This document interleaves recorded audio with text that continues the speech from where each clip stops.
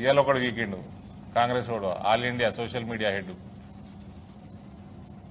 బీజేపీలకు పోయిండు. నిన్న మిలింద్ దేవరా వేయండు, మొన్న జిందాల్ వేయండు, అంతకంటే ముందు చవాన్ వేయండు, రేపు ఎల్లుండో రేవంత్ పోతారట.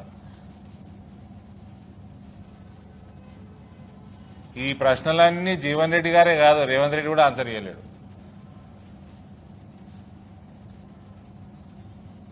రేవంత్కి పాపం ఏబీవీపీ బ్యాక్గ్రౌండ్ ఉన్నది, లోపల హిందుత్వం ఉన్నది, కానీ బయట ఏం చేయలేని పరిస్థితి. పాపం గోస పుట్టుబడైపోయింది రేవంత్.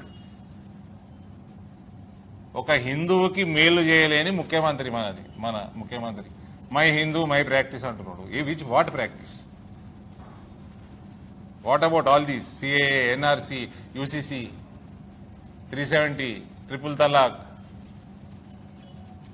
కృష్ణ జన్మభూమి? Do you have any stand on this, my dear chief minister?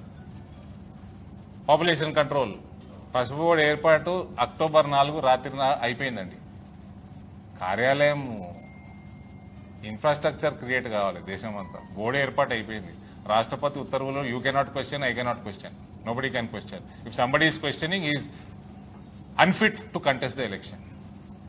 If somebody is questioning the presidential authority in this country, you are unfit to contest the election.